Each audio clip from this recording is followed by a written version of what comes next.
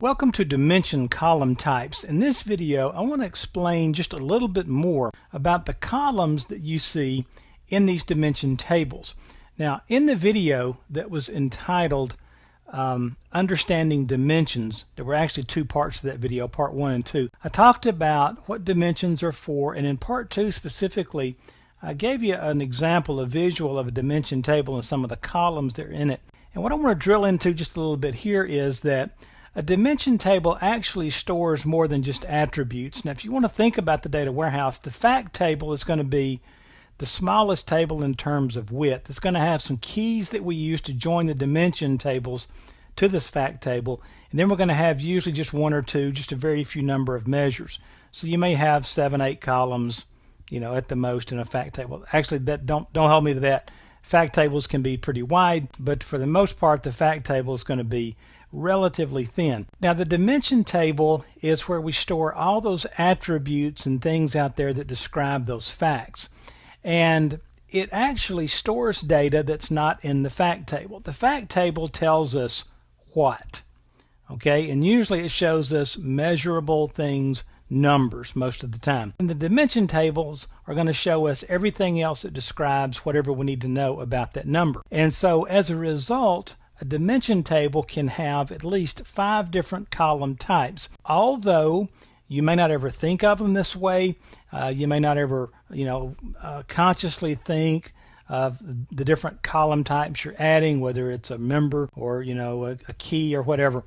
But they're there. You will see them mentioned in documentation, and you could see them on the exam, so let's go through them. Here are the 5 types. You can have an attribute column type, a name, a key column, a member properties column type, or a lineage column type. Now let's take each one of these one by one and talk about what they are. An attribute column's probably the one you most usually expect to find, and this is a column in the dimension that gives context to measures.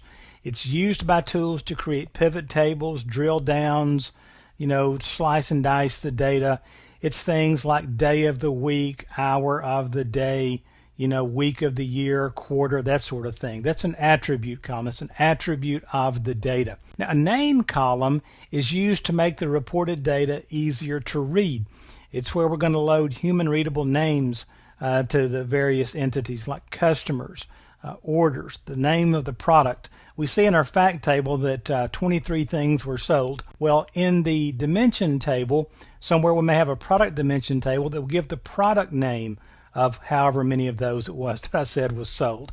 Okay, so we will put English type stuff, descriptive stuff out there in the dimensions, and those are name columns. Then we'll have key columns, and this is the one you think of most along with the facts table, because the key column is the columns that we use to establish our foreign primary key relationships between the dimension and the fact. Keep in mind, the dimension table is going to have the primary key, and the fact table is going to be the foreign key column, okay? But the key column in the dimension is what's used to uniquely identify the entities in the dimension table and then to make the connection back to the fact table. The member property column is data included for descriptive use on reports and queries, that sort of thing. Think of these, if you're a programmer or developer, like properties on an object. These describe color, size, location. Notice addresses, phone numbers, directions, descriptions, anything like that would be considered a member property column.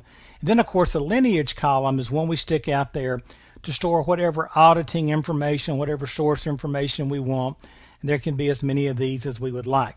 And again, I'm going to mention this 2 or 3 times throughout the course. A lot of data warehouse design is science, and there's plenty of it out there.